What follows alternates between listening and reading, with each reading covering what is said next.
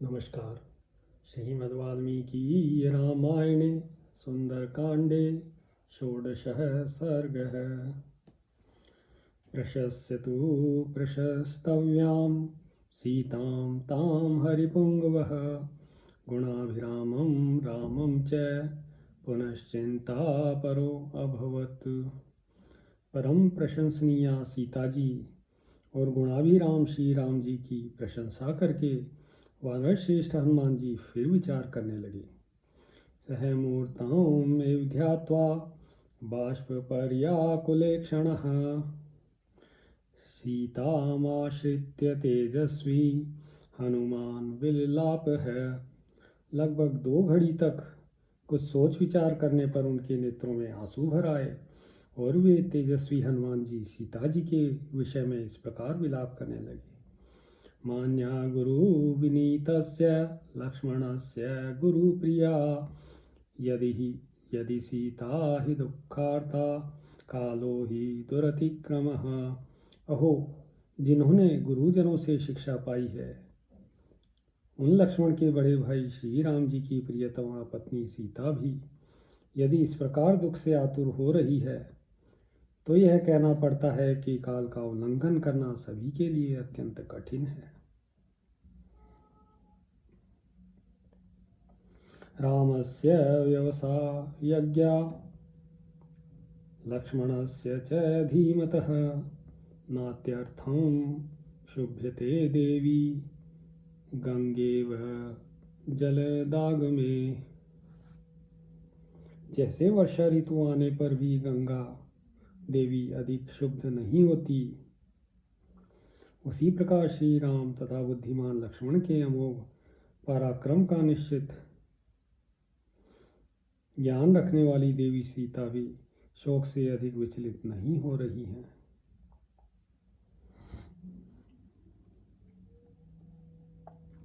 तुल्यशील वयोवृत्तां तुल्याभि जन लक्ष्मणां राघवो अर्हति वैदेहीं तम चेयमासिते क्षणा।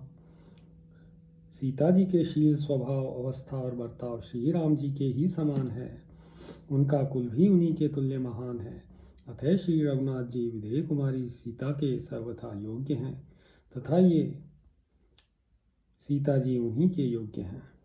ताम दृष्ट्वा नवहेमाभां लोककांताम् इव श्रियं जगाम मनसा रामं वचनं चेदं ब्रवीत।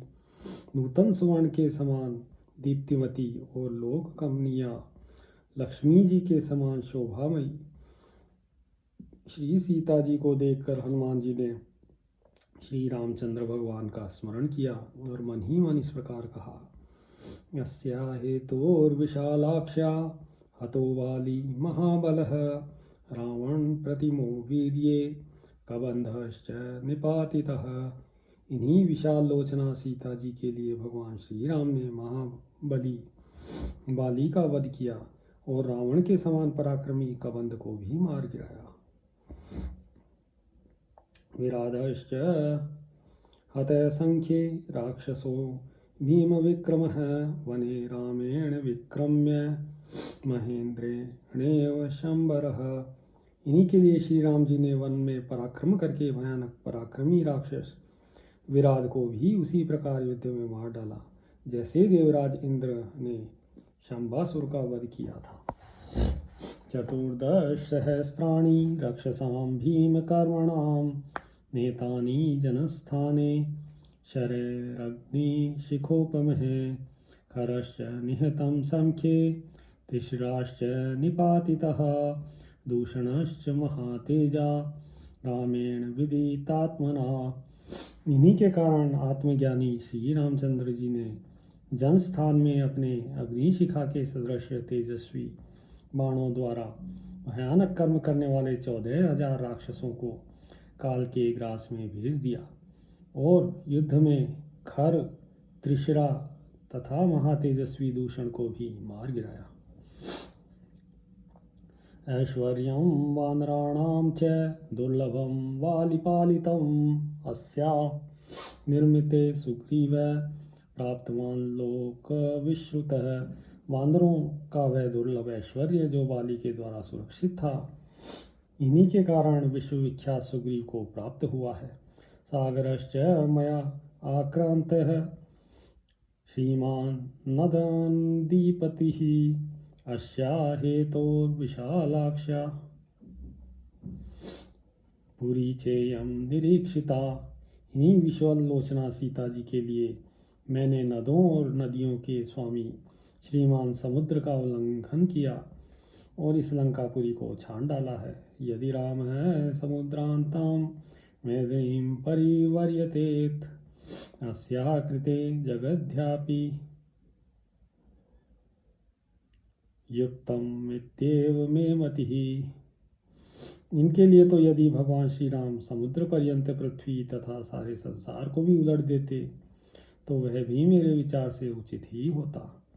राज्यम वा त्रिषु लोकेषु सीता वा जनकात्मजा त्रैलोक्य राज्यम सकलम सीताया नाप्नुयात् कलाम।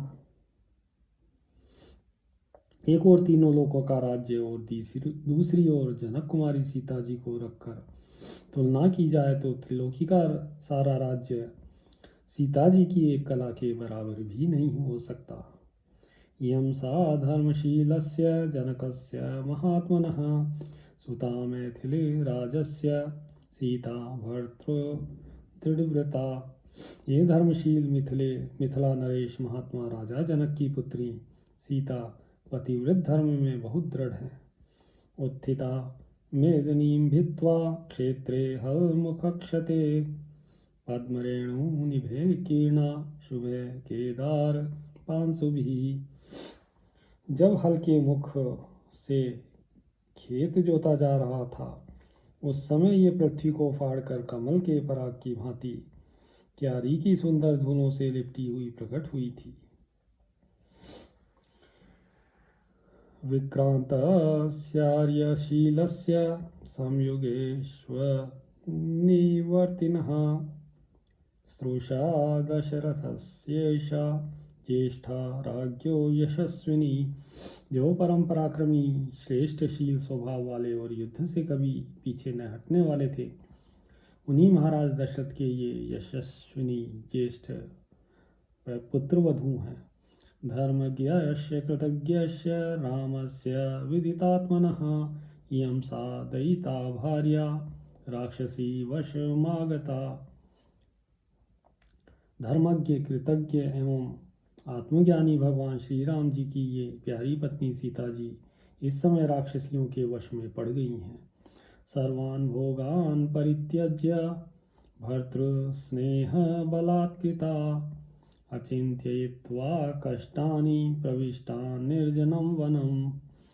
ये केवल पति प्रेम के कारण सारे भोगों को लात मारकर विपत्तियों का कुछ भी विचार न करके श्री रघुनाथ जी के साथ निर्जन वन में चली आई थी।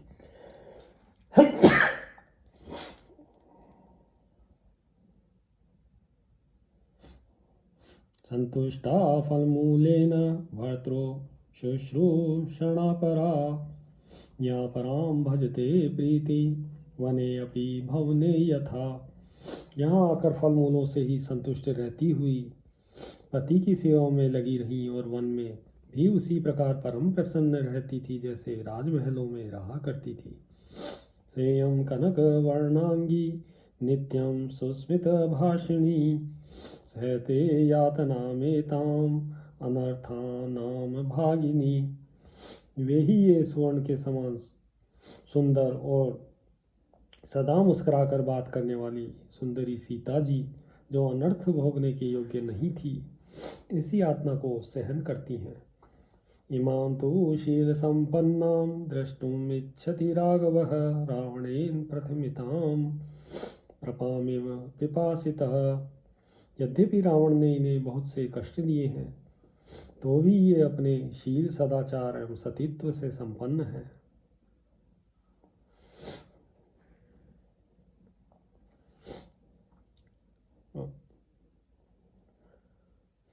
अस्यानूनं पुनर्लाभाद् राघव प्रीतिमेष्यति राजा राज्य परिभ्रष्टः पुनः प्राप्येव मेदिनी।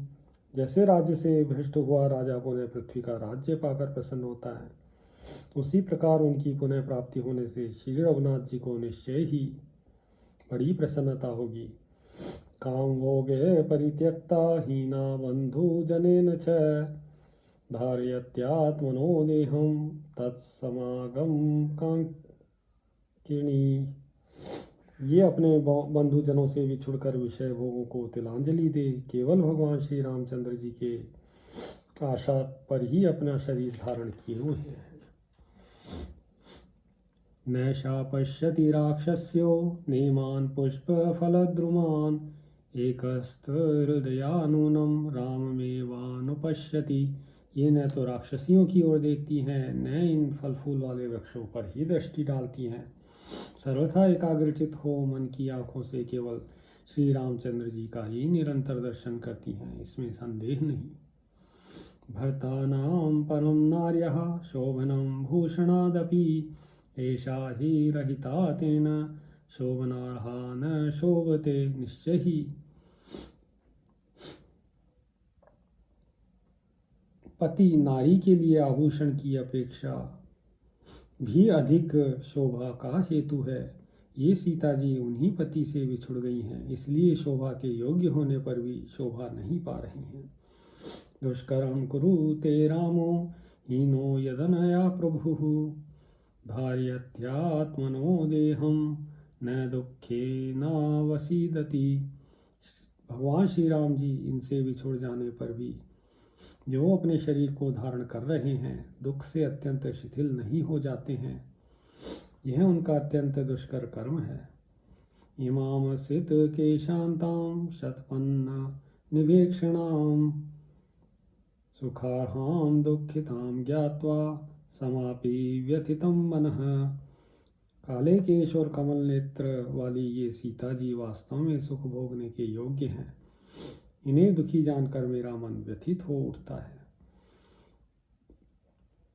क्षिति क्षमा पुष्कर सन्निभेक्षणा या रक्षिता राघव लक्ष्मणाभ्याम सा राक्षसीभिर्विकृते क्षणाभिः संरक्षते संप्रति वृक्षमूले।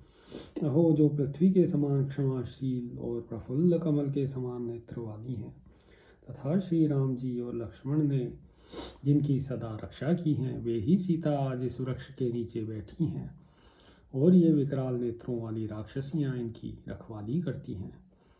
हिम नलिनी नष्ट शोभा व्यसन परंपरया निपीड्यमाना सहचर रहितेव चक्रवाकी जनक सुता कृपणाम दशाम प्रपन्ना।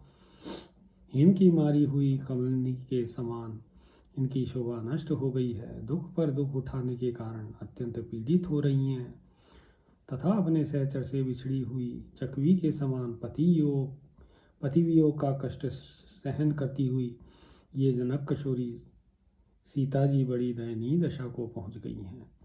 अस्या ही पुष्पावनताग्रशाखः शोकं दृढं वै जनयन्त्यशोकः हिमव्यपायेन च शीतरश्मिरभ्युत्थितो नैकसहस्ररश्मिः।